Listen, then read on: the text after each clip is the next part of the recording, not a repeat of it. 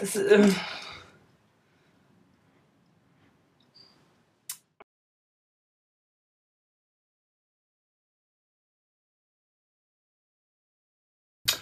hi everyone. In this video I'm doing a critique for Sam Turley. In the background you might notice I've got Kim. She's busy working, doing the final proofreading of the book, which will be coming out soon. That's not the cover, but it's going to be this. This is the book, and that's even not the number of pages. There's going to be a lot more pages than that. So yeah, the Don Bauer Getting Into Photography book will be coming out soon. So anyway, don't be distracted by Kim. Here in this one, it's Sam Turley, and we're going to be looking at his photos.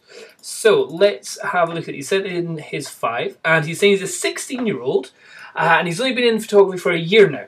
He currently owns a Canon 50D, and he doesn't consider himself a pro, thank goodness, but he is a keen amateur. Okay, so he's attached his 5 favourite photos.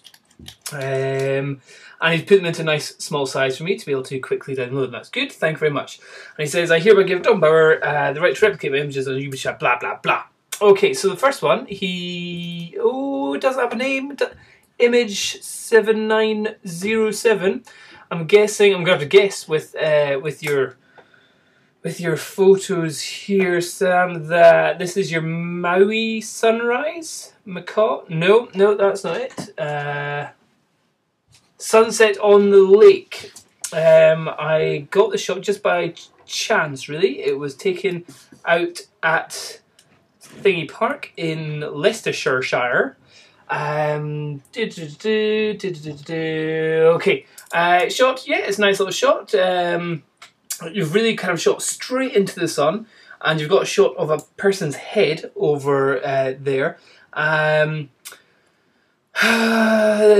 It kind of seems to lose a lot of detail. It's like it's been so blown aback by the sun going straight into the camera that a lot of the stuff like around the trees seems kind of a little bit blurry, a little bit, you know, not very sharp. I don't know whether that's just because you've actually set me in a fairly small image of only 1,000 pixels on the longer side, but there's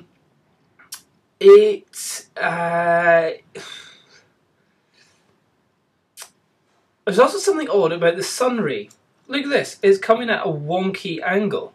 It's not straight. I always thought if you're shooting straight into the sun, it would be a straight line coming towards you. So that's an unusual thing, unless you've straightened this or something, and there's something going on with that. But in terms of lake-wise, I've seen the ducks.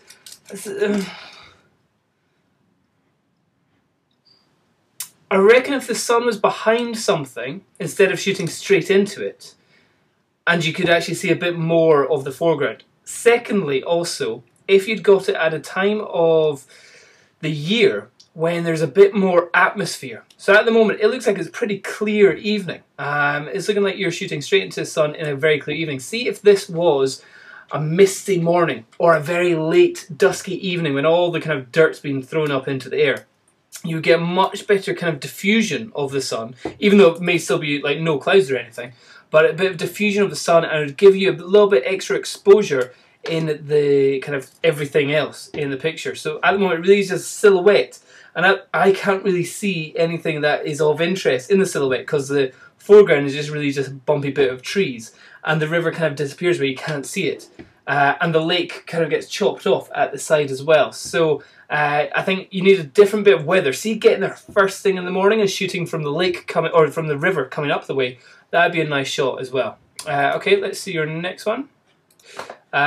What's this one? This one, singled out. This is taken in a park. I chose this one because of lighting mainly, and the composition with the 3 trees. Is there 3 trees?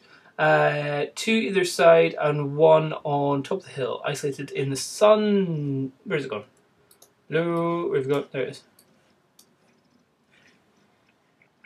Okay, this is one where I think you need to go a bit wider because you've really kind of chopped it at the sides. I didn't realise that was a tree there, and that one there doesn't seem to be really the main purpose in the picture. So I think, see if you'd zoomed it in so it was just a shot of that tree, you know, the redness that you get of this kind of burnt out heather or whatever it is pretty interesting. But I think, see if you had a much wider lens all round, that would work. But as as a kind of up and down landscape, the tree, the point of focus is here, and it's right in the center. So I'd either bring it lower down, so you're seeing more of these roots, and you can imagine these are the roots leading up to the tree, or get these other trees out of the way and just get focus on this one tree, because at the moment these other two trees are just, they're framing the shot, but, well, the one on the left is, but the one on the right isn't really, and just looks like something that you just couldn't get out of the way of. Okay, next one.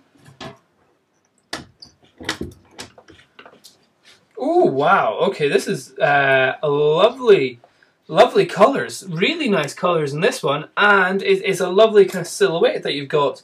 I'm thinking it's just kind of a fields, maybe a couple houses over there, but that's really nice. I love that you've really given that punchy colours and punchy saturation in that image, and great, like how it's totally orange down here, but yet lovely and blue up there. I think that looks like a really nice shot. That'd be a lovely kind of screensaver. I can easily imagine that on my computer with like the icons down there. In fact, let's give that a try. Ah, and there it goes. Yeah, I think it's a bit too long for my screen, but if I was able to move that along, I think that looks like a really nice screensaver there. Yeah, lovely one. Okay, nice use of colours and exposure there. Well done. And your next one is a very close-up of a scary bird. You can even see it's like this million bits of skin underneath its eye and stuff like that. I'd love to see this in its full resolution shot. So that'd be very interesting to see just all the detail that you could have got out of the eye there. Because it looks like you're spot on sharpness there. You've obviously been very close. I love how you've totally blurred out the background. Maybe because like the green background is very close to the colour of the actual green part of the bird's eye bit up here.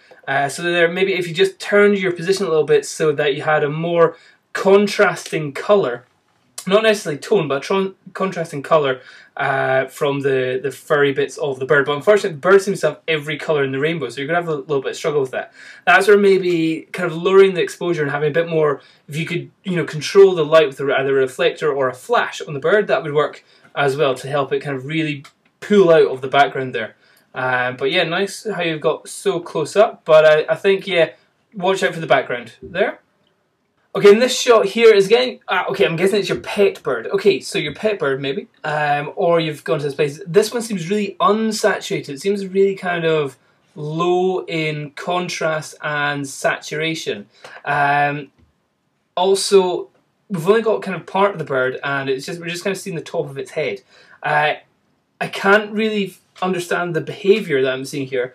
I think if you were side on and we could really see it like, scratching its beak against the wood, then we'd see the behaviour of the bird that was interesting there. But at the moment, all we're really seeing is the kind of tufts of its head, and it just looks like it kind of looks like somebody's just come along and hit it over the head, and it's kind of ducking its head at the moment. So that's all I'm really seeing that one. So yeah, colours, and just try and get to a different angle to observe the bird position. And oh, that's small, that's small. Okay, so let's see that. Oh, and you've even said here, just sharpening my beak. I chose this because, oh, where is the picture? Let's bring it up here. Not that one. This one. You said you've chosen it because the depth of field and the odd look by the macaw. You hardly ever see any pictures of birds like this. They are usually, well, like my first one. Okay, yeah, I see what you mean. So you've tried to go for a different shot, but I think I'm not really seeing the fact that he's the behaviour that we're meant to be seeing there. Like, I couldn't tell that he's sharpening his beak. So maybe there's a reason why lots of people shoot the birds in a certain way. But certainly, if you do have... Did you say this is your bird? If it is your bird, then I'm sure there are bits of behaviour which nobody has ever seen, and including this sharpening its beak. I don't know birds actually sharpen their beak. So definitely, I think getting some more shots of that, I think would be quite interesting. Really, maybe like macro close-up of seeing how it's actually sharpening it. Does it only use wood? Does it use on stones? Does it use anything else? And is there scratches on its beak from where it's sharpened against other stuff? That'd be interesting to have a look at. But otherwise, Sam, I think your panoramic's very good. Your sunset one at the lake, probably that, and your singled out tree, probably your weakest, but at the same time, there are opportunities where you can go back and do them at different times of the day or different points in there, and so you can probably get much kind of stronger images in them. Okay, hope that helps, Sam, and best of luck. Cheers. Bye-bye.